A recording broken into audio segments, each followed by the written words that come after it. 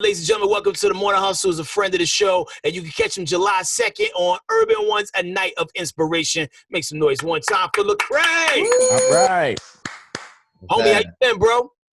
Oh, man, you know what I'm saying? It's wild out here in these streets, but, you know, we maintain. It truly is. You know, because we're cool, let's work backwards and eat dessert first. Let's talk about white blessing. When I saw that trending on Twitter, I thought that was like a new low-calorie seasoning. And then I clicked on the link, I was like, whoa, wait a damn minute. Just talk to him. What happened? Yo, man, that was crazy. Yeah. You know what I'm saying? Black Twitter came at the kid. I ain't never got drugged like that before, man. That was crazy. But you know, it's funny, man. So I mean, this how it all went down. I mean, if you don't know what happened, obviously, I went to speak on a panel. It was supposed to be me, Dr. Bernice King, the owner of Chick-fil-A, Dan Cathy, and the pastor of that church, Lou Giglio.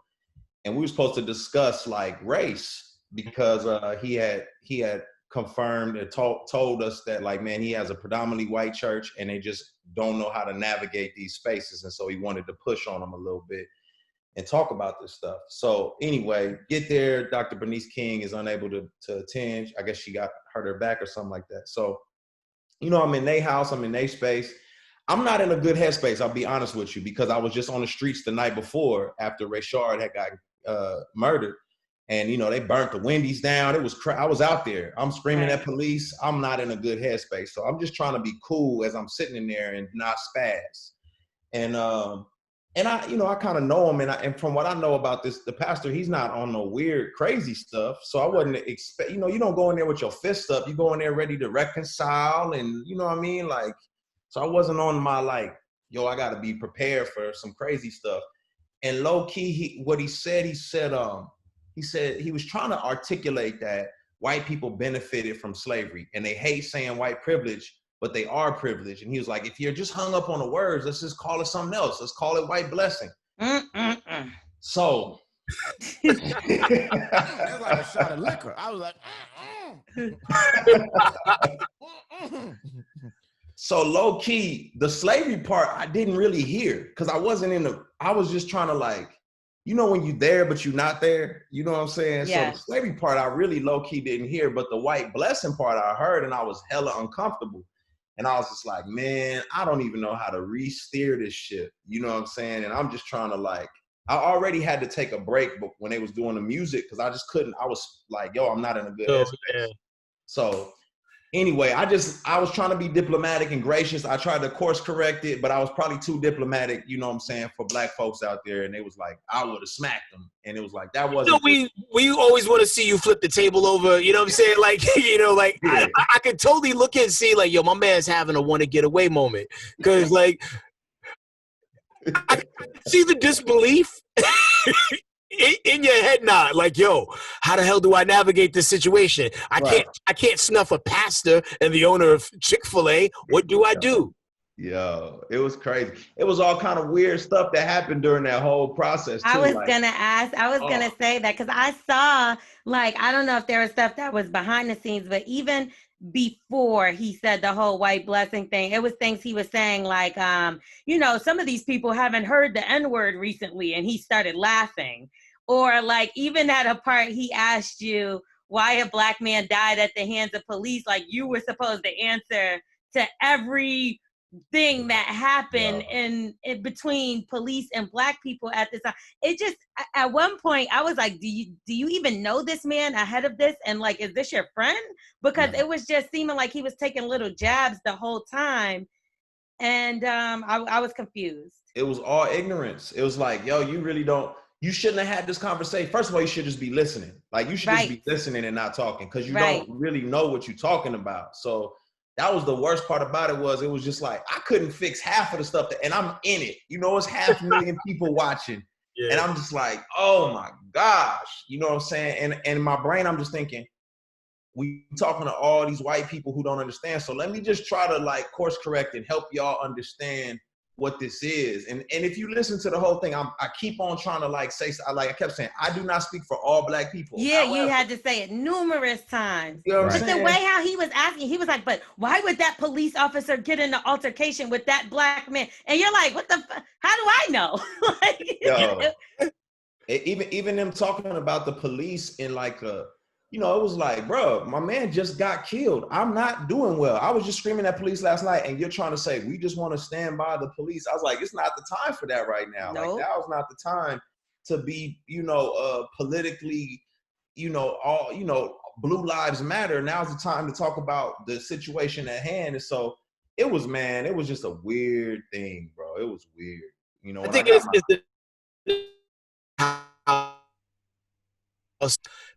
no, I ain't gonna say so wealthy that they're detached, but so far removed from the struggles of common people that even in their trying to relate, they sound even less relatable to what's really going on because you're not out there.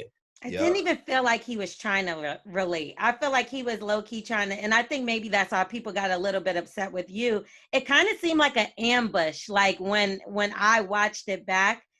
But if I were you, that's just a tough situation to be in. Because what was you supposed to do? Really get up there and start swinging on everybody, and then you're the guy that they think you are, or what he's trying to put out there, like, oh, there are animals in there, this and that. But what, to my understanding, after listening to what you were trying to say, I believe that the intention was to be that the church should basically be involved and be behind the revolution. Right. That's what you seem like you were trying to express. That's exactly what I was on. Was just like, man, you know, y'all have, you know, it's kind of like they say they want diversity, but it's not really about diversity. You want black people to come to your white things, you know what I'm saying, and sing the songs that y'all sing. And I'm like, all right, listen, y'all got to understand this whole issue of race and culture as if y'all really want to get in the mix.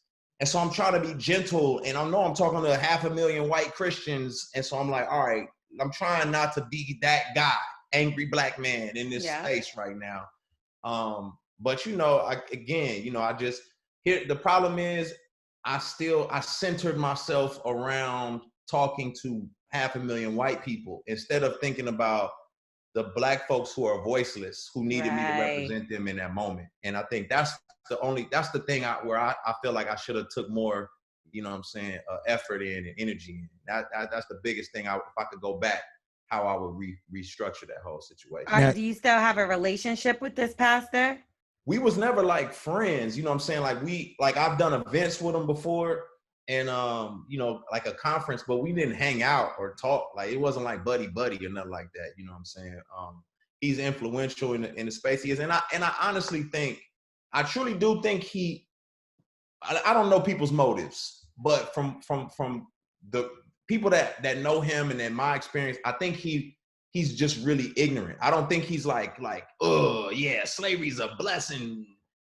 You know what I'm saying? I think he's just really ignorant, and people get to talk. And the conversation shouldn't have been filmed. Right. You know what I mean? If you want to be sloppy and mess up, you need to don't be on camera.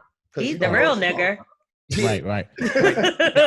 Now, Craig, let me get to this, man. Now, with you being an artist who helps people on both sides of just in the world of secular music or in inspirational music, people find your music appealing. Yeah. How do you navigate moving forward? And is your direction to try and push people back to in a place of having a spiritual connection with the church? Like, because for me, I feel like now there's a clear divided line of just like there's a lot of churches who probably feel the way this pastor did. So your responsibility as an artist who makes music for inspiration, how do you navigate that going forward? And is that the message you're preaching? Because clearly some people just have this white Jesus mentality that they've done no wrong. So how do you navigate that going forward with your message in your creative process? Here's my thing. You know, if Martin Luther King 60 years ago was talking to white pastors and white Christians, being nice and diplomatic, and it didn't get nowhere, it's like I've gone as far as I can go being safe. I just got to be unsafe at this point in time. You know what I'm saying? It's just, okay. I'm not saying I got to be mean or mean-spirited, but I got to give you this work because, you know what I mean? Like, y'all have heard it every other kind of way. If you won't take it from the lamb, you're going to have to take it from the lion. And I just don't need, you know, it's all love. And if you want to come on the side and be an ally and help, cool. But I'm not finna patty cake and accommodate no more. You know what I'm saying? You got plenty of time to educate yourself, to read the books. I do believe God is real. I believe white supremacy has crept into the church, not crept in. I believe they just smacked it all over the church. And so a lot of folks, you know, the white supremacy bleeds out of you know, Christianity, because they corrupted it with white supremacy. But it's an ancient Eastern religion. You know what I'm saying? Brown skinned people was bringing this to Ethiopia and across the Mesopotamia. You know what I'm saying? It didn't originate in Europe. It's just that it got, you know, they start saying, hey man, you know, go do this and you'll go to heaven. Go take over these lands, go colonize, and God will be. Yeah, the gloves is off now. This is cool. That was my wake up call. Yo, look, the wild part thing though too about religion is like when weaponized against people, it can be used in the worst ways possible, and also, you know, forced to enslave people and create a narrative of, well, the book says you're supposed to obey me because this is what it says in certain parts of the book, but parts that have been misinterpreted and used for the, you know, for not the best, you know, terms. So, you know, we're also existing in a space now where there's a lot of changes, a lot of, you know, Confederate monuments coming down. And one of the new talks that, you know, I've been starting to see this week is they want them to remove all pictures of white Jesus down now. And, you know, and at least put up a bronze fellow. Cause like, yo, look at the geography of, you know, where, you know, my man from Nazareth was coming from. You know, my man wasn't looking like one of the Beach Boys. You know what I mean? Like, you know, he's definitely going to be darker. You know, what's your take on that? So, I mean, this is going to be controversial, but I mean, the Bible says make no graven images. So we shouldn't even be having no images of them no way. You know what I'm saying? Keep an image in your mind. You wasn't there. You didn't see him. You don't know what he looked like. So don't make no image of him, especially don't make a white image of him, because that's white supremacy. You just assume the man looked like you. You know what I mean? So if you want to tear them down, tear them down. It don't hurt my feelings. You know what I'm saying? I don't think they should have been up there in the first place. I rock with it. You know what I mean? And I know that's controversial, and all the Christians probably like, oh my gosh. But I'll tear them down. Don't bother me one bit. Seeing as how the black church was influential in the first set of civil rights movements, do you feel like the black church is upholding, the black pastors upholding what we need right now in this present time? Being the fact that we just addressed what we see in the white churches, where do you feel like the black church and black church leadership is at? Do you feel like there's stuff that they should be doing? Do you have any initiatives that you feel like they should be a part of? What's your sight for them? So my thought process is, I feel like, again, I'm not the expert, but in my limited understanding, I feel like we got drunk off integration. Just as a people, we got drunk off integration, just wanting everything that, you know, white America has. You know, they water's cooler, they water's wetter, they ice is cooler, and we wanted integration, and we didn't take the time to build up our own communities, our own churches, our own, you know, what do we produce? We don't produce nothing. You know, we're consumers, but we don't produce. Our dollar doesn't make it in our community more than 6 hours. You know what I'm saying? Let alone 6 days. So I think the church is just is an extension of who we are as a community. It's kind of like we're so chasing after that rugged American individualism that we don't think like a community. And I think, you know, if we thought like a community, the churches was a great place back in the day, in the civil rights, because it was our place where we got together, where we were communal. But now I feel like it's kind of like a drive-through. We'll come through, we'll slide in, and then we slide out. And it's not like the hub of where we figuring out what we gonna do, how we gonna mobilize, how we gonna move. And so, man, people are just tired. People are looking for an opportunity. And I feel like, you know, the church has an opportunity to become that if they want to be. But they got to get their hands dirty. You know what I'm saying? Ralph David Abernathy was telling the older generation, he's like, y'all need to go to jail with your kids. Y'all went to jail for staring at white ladies. Y'all went to jail for all this other stuff. Y'all need to go to jail with your kids for standing up for the rights. So I just feel like the church got to get out in the streets as well, which I'm not saying they all haven't been, but, you know, but more, we need to see more of that. Do you feel like because it's a division that may have part of the problem? Like, I feel like you were taking an attempt to try to get the church out there by stepping in the church with the mega pastor and trying to have a sit down. And then now you have pullback from your people that are saying like, well, you didn't do enough. So do you feel like at any point you're like compromising even your beliefs or your morals, because now you're kind of in the middle of a situation where you tried keeping the peace, that didn't work, and now where are you right now? Yeah, I think I'm always be I'm gonna be a peacemaker. I'm never gonna be like violent and just like, yo, I'm gonna burn a building down or shoot somebody, because that's where my headspace is. If I'm angry, I'm gonna try to use my anger constructively and challenge people where they need to be challenged. I think I won't accommodate. So if you say, man, I want to change white privilege to white blessing, I'm gonna say, no, you don't get to do that. That's a privilege in and of itself. That's right. You know what I'm saying? You don't get to change the terminology. You've already changed too much. Right. But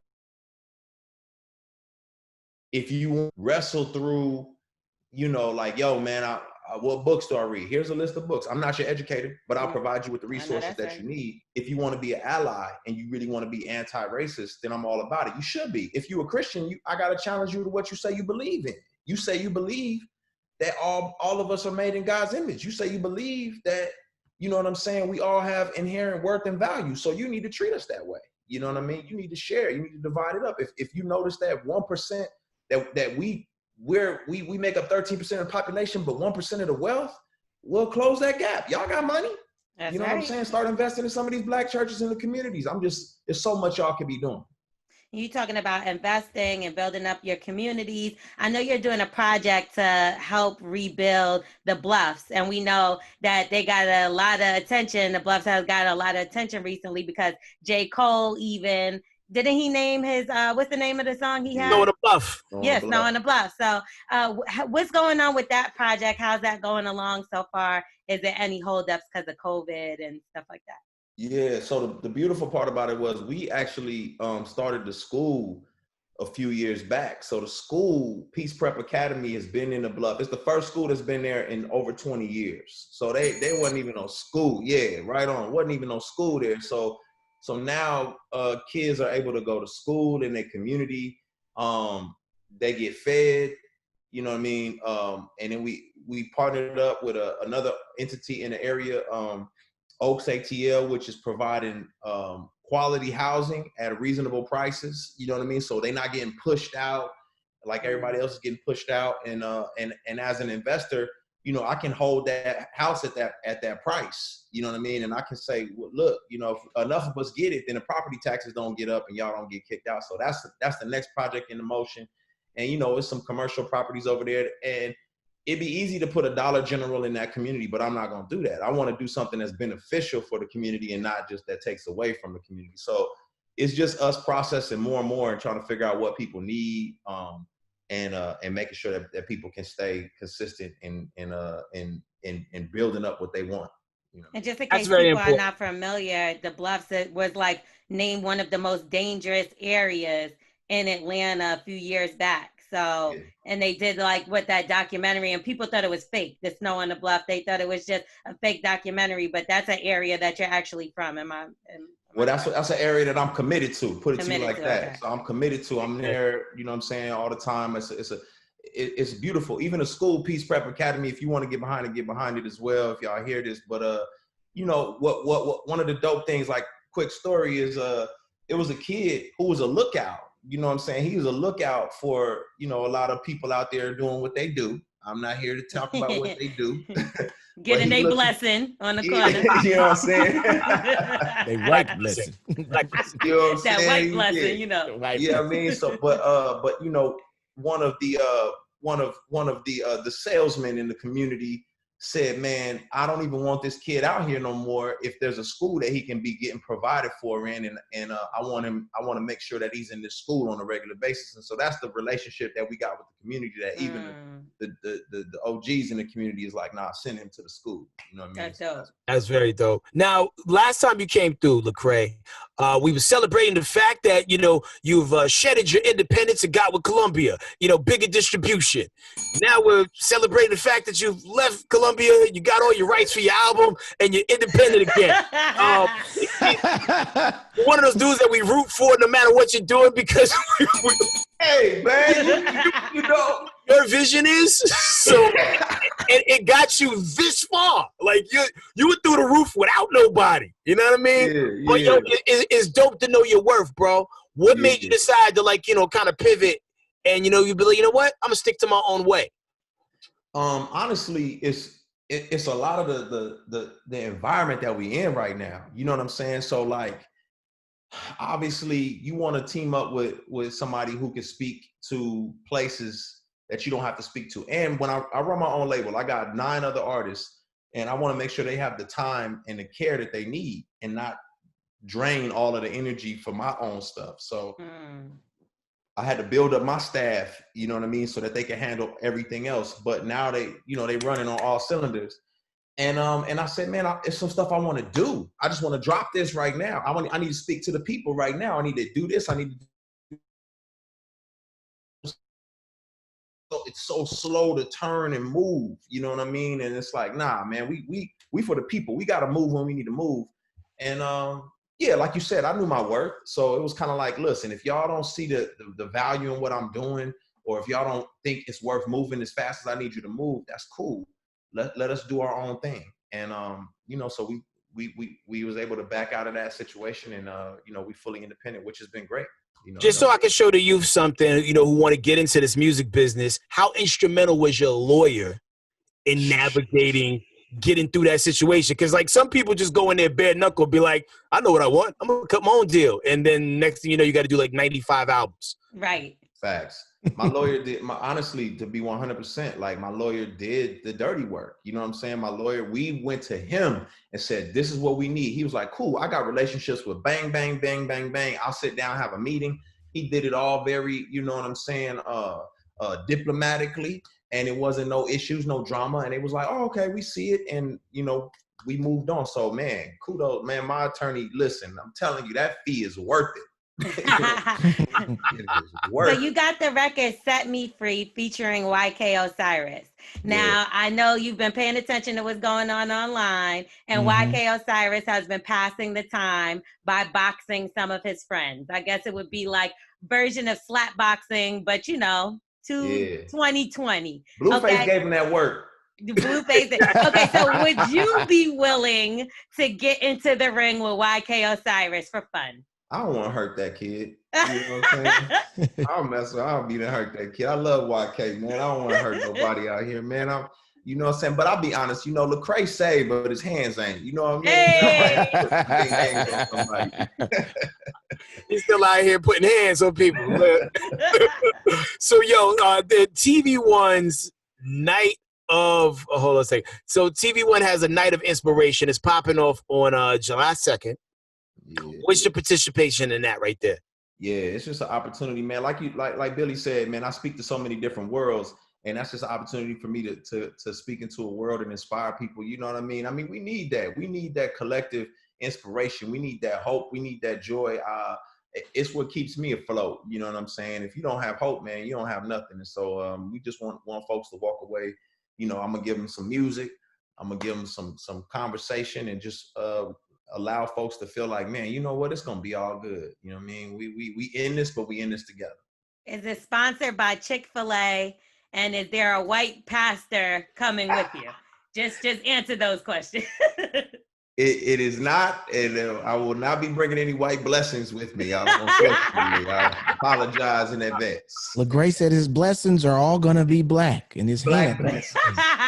Amen for brother Lecrae. Hey, like the data story broke, and we was talking about it's like, nah, you got to see the whole thing. There got to be more to it. There got to be more to it than what's going on. I'm glad you pulled up on us and gave us the rundown, man. Because hey, man, one thing we ain't gonna let people do is cancel a dude that we know is good in the hood. And it's been you have been consistent and solid the whole time I've known you, bro. And it's been a long time, man. So continue success on everything. You got this brand new single that dropped this week called Deep End. Can we get to that right now? Let's get to it, baby.